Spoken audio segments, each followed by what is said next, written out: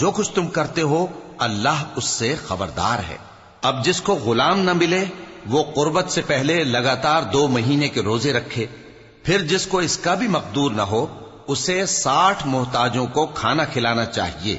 یہ حکم اس لیے ہے کہ تم اللہ اور اس کے رسول کے فرما بردار ہو جاؤ، اور یہ اللہ کی حدیں ہیں، اور نہ ماننے والوں کے لیے درد دینے والا عذاب ہے۔ جو لوگ اللہ اور اس کے رسول کی مخالفت کرتے ہیں وہ اسی طرح ذلیل کیے جائیں گے جس طرح ان سے پہلے لوگ ذلیل کیے گئے تھے، اور ہم نے صاف صاف آیتیں نازل کر دی ہیں، اور جو نہیں مانتے ان کو ذلت کا عذاب ہوگا۔ جس دن اللہ ان سب کو جلا اٹھائے گا تو جو کام وہ کرتے رہے ان کو جتائے گا۔ اللہ نے وہ سب کام لکھوا رکھے ہیں اور یہ ان کو بھول گئے ہیں، اور اللہ ہر چیز سے واقف ہے۔ کیا تم کو معلوم نہیں کہ جو کچھ آسمانوں میں ہے اور جو کچھ زمین میں ہے اللہ کو سب معلوم ہے؟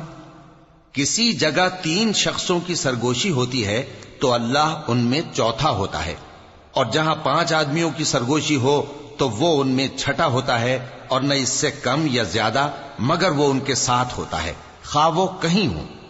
پھر جو جو کام یہ کرتے رہے ہیں قیامت کے دن اللہ سب ان کو بتائے گا۔ بے شک اللہ ہر چیز سے واقف ہے۔ اے پیغمبر صلی اللہ علیہ وآلہ وسلم، کیا تم نے ان لوگوں کو نہیں دیکھا جن کو سرگوشیاں کرنے سے منع کیا گیا تھا، پھر جس کام سے منع کیا گیا تھا وہی پھر کرنے لگے؟ اور یہ تو گناہ اور ظلم اور پیغمبر صلی اللہ علیہ وآلہ وسلم کی نافرمانی کی سرگوشیاں کرتے ہیں، اور جب تمہارے پاس آتے ہیں تو اللہ تعالیٰ کے بتائے ہوئے الفاظ کے بجائے دوسرے الفاظ میں تمہیں دعا دیتے ہیں، اور اپنے دل میں کہتے ہیں کہ اگر یہ واقعی پیغمبر ہیں تو جو کچھ ہم کہتے ہیں اللہ ہمیں اس کی سزا کیوں نہیں دیتا؟ اے پیغمبر صلی اللہ علیہ وآلہ وسلم، ان کو دوزخ ہی کی سزا کافی ہے، یہ اسی میں داخل ہوں گے اور وہ بری جگہ ہے۔ مومنو، جب تم آپس میں سرگوشیاں کرنے لگو تو گناہ اور زیادتی اور پیغمبر کی نافرمانی کی باتیں نہ کرنا، بلکہ نیکوکاری اور پرہیزگاری کی باتیں کرنا، اور اللہ سے جس کے سامنے جمع کیے جاؤ گے ڈرتے رہنا۔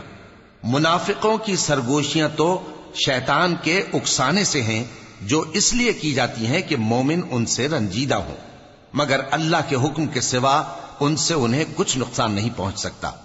تو مومنوں کو چاہیے کہ اللہ ہی پر بھروسہ رکھیں۔